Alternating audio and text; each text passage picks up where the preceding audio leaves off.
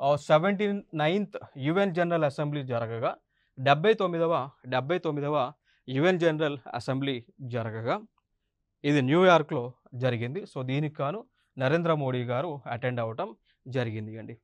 So, UN general assembly అనేటువంటిది it is one of the ah, organ of United Nation organisations అండి.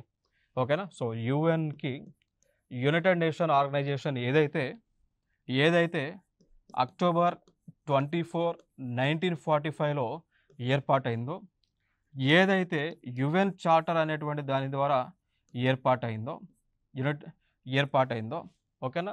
So, UN charter అనేటువంటిది ఈ రోజున అమల్లోకి వచ్చింది కాబట్టి, ఆ రోజున మనం ఏం చేస్తా ఉన్నాం, యునైటెడ్ నేషన్స్ యొక్క దినోత్సవాన్ని జరుపుతా ఉంటాం. దాన్ని ఆ రోజు మనం యుఎన్ డేని సెలబ్రేట్ చేస్తా ఉంటామండి. అర్థమైందా? సో, దాన్ని యుఎన్ డేగా సెలబ్రేట్ చేస్తా ఉంటాం. దీనికి టోటల్‌గా 6 ఆర్గన్స్ ఉంటాయి. 6 ఆర్గన్స్‌లో మనం చూసుకున్నట్లయితే ఒకటి జనరల్ అసెంబ్లీ అంటాం. యూఎన్ సెక్యూరిటీ కౌన్సిల్ అంటాం. తర్వాత ఇంటర్నేషనల్ కోర్ట్ ఆఫ్ జస్టిస్ అని పిలుస్తాం.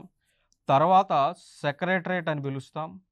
తర్వాత వచ్చేసి ఎకనామిక్ అండ్ సోషల్ కౌన్సిల్ అని పిలుస్తూ ఉంటాం. ఎకనామిక్ అండ్ సోషల్ కౌన్సిల్ అని పిలుస్తామండి. ఇంకా తర్వాత మనం చూసుకున్నటువంటి అంశం ఇంకొక ఆర్గాన్ ఉంటుంది. దాన్ని ట్రస్టీషిప్ కౌన్సిల్ అని పిలుస్తామండి. దాన్నే ట్రస్టీషిప్ కౌన్సిల్ అని పిలుస్తాం. ఓకే. సో, ఇవన్నీ కూడా ఇంటర్నేషనల్ ఆర్గనైజేషన్. సో, యుఎన్ఓలో ఆర్గన్స్‌గా టోటల్‌గా 6 ఉండటం జరిగింది. సో, అందులో వన్ ఆఫ్ ది థింగ్ వచ్చేసి జనరల్ అసెంబ్లీ. మరి ఈ జనరల్ అసెంబ్లీలో సభ్యులుగా ఉన్నటువంటి దేశాల సంఖ్య మనం చూసుకున్నట్లయితే దేశాల సంఖ్య వచ్చేసి 193 ఉంటుంది. మరి ఈ జనరల్ అసెంబ్లీలో అంటే లైక్ రీసెంట్‌గా జాయిన్ అయినటువంటి దేశం చూసుకుంటే సౌత్ సుడాన్ దేశం అండి. సో, 193వ దేశంగా సౌత్ సుడాన్ అనేటువంటి ఒక దేశము జాయిన్ అవ్వటం జరిగింది. ఓకేనా?